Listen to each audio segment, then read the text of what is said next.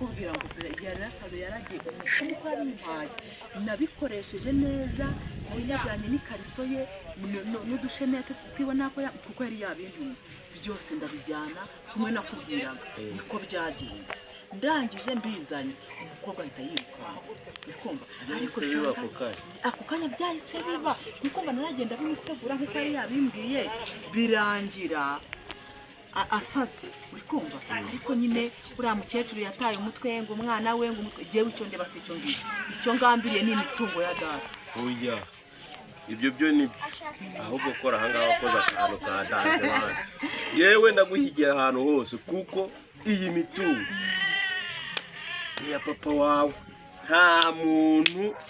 w'inzerereza uvayo hirya ngo araje uriya mupanga y'ubyaye vuba uko kana wumva kari kurira nawe bashyigikiye mama nawe nzamuha piriyavi apo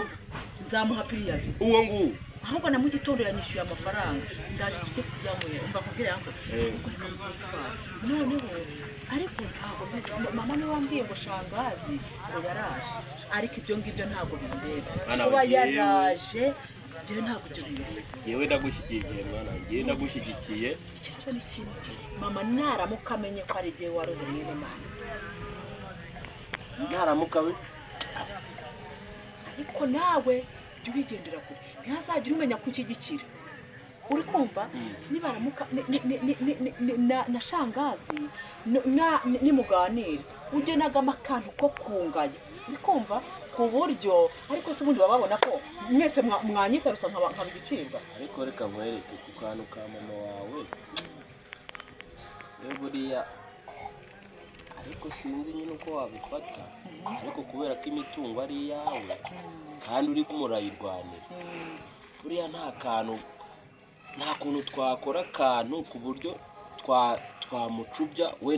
ntitumusaza ariko we tukamwimanya ndakwemera ni ukuvuga kugira ngo nyine atazazamura ibintu bigize ibyo ngibyo ubwenge tugasa nk'aho tubiyobya nyine ariko tutamujunjamika oya nyine ni ukugira ngo adatekereza wenda kujya kuvuza uriya mwana akaba ari jakunda ariko uzi ko ari byo kiriya akaba cyihoreye mbega nyine akamufata nk'uwa yasaze nyine areba ubwo byagize yatugoye none se ubundi mwari mumeze mute karamba mbona nta kintu bikubwiye wicara umeze gutya uraho naho neza niba nka so wanyu yaje umwicaza hanze nawe ubwawe reka akabiya nkungu koko nk'ikintu Mariye ni iki urabizi ko murumuna wawe yabuze ntabwo ushobora kuba wamfasha basige ese kuba murumuna wanjye yarabuze mama ko nanjye uzi ko bimpangayikishije murumuna wanjye ntago ari umwana ntihetse murumuna wanjye ntago ari umwana nambara none se uragira ngo nkore mbabona nta kintu bikubwiye ibintu byose nyine watera agati mu ryinyo reba nyogosenge uri yatashye yumiwe kugeza na n'ubu rwose ariko we na shangazi nimukanankundanireho rwose mujye mumva ariko tugukunda nta gutya niba umwana yarabuze twakagombye kwicara ko ariko se niba yarabuze mutanga amatangazo kumara ni ijambo mbwira none nkore iki mbu nakora ariko ni basi kuri amapanga yakwishyuye wambabari ukampa n'amafaranga basi nkajya gushaka umwana y'amafaranga byo ukibagirwe wa mubyeyi we nibyo nakubwiye aya mafaranga uyibagirwe twaragabanye naguhaye imiryango 2 uri kumva ntwara imiryango 3 ni gute ubundi uhora urarikiye amafaranga yanjye Eko dia, urabona ibintu nkorera koko urabona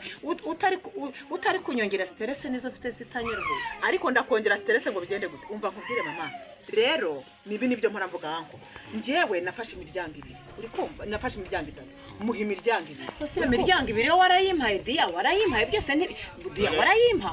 warayimpaye cyangwa nuko se wanyu yica hanga ayo mafaranga ari kukubwira bayaguha bamwishe nyine n'umupanga w'intara muri muryango yawe ariko bampaye igice bagwaye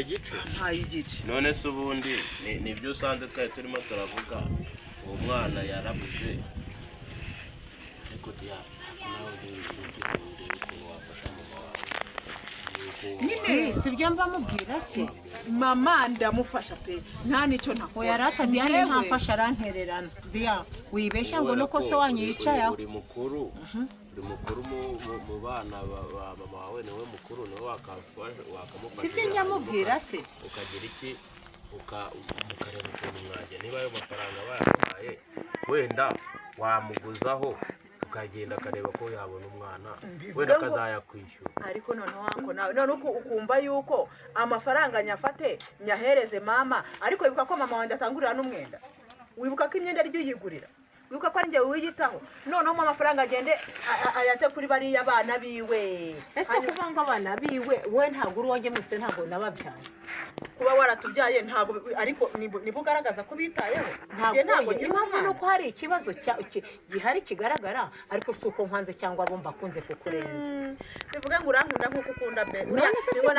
bivuge ngo urankunda nk'uko ukunze uriya musazi wawe. Umusazi ariko Diya, amagambo ukomeje kuvuga nikomeretsa. Ariko ikomeretsa n'ejo bundi turi kumushaka waravuze ngo uri guserebura ngo hari icyo wakoze. Iryo jambo nyamara na wararivuze, wararivuze,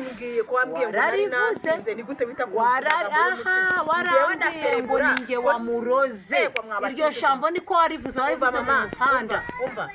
Kandi Diya, uzacunga neza ibi bintu sinzamenye kubyihisha inyuma, kandi nindamuka mbimenye. Umva nkubwira ahubwo dupange bizima. Urashaka kujya kumureba se basi hari ahantu wamenye yabari? Ntabwirwa n'iki se ko ari ugushaka. Genda muri mare yanjye, wumvise harimo amafaranga 57,000. Yego, urafata amafaranga 37,000. Yego, harasigara amafaranga 20,000. Sibyo hari cyo nakoze, hanyuma uransanga hano, ubwo ngubwo uhita ubanguka tujye tujya kumushaka. Hari cyo nakoze? Urakoze Diya, ngaho genda. Ntabwo agombaga kugaragaza ko ushyigikiye.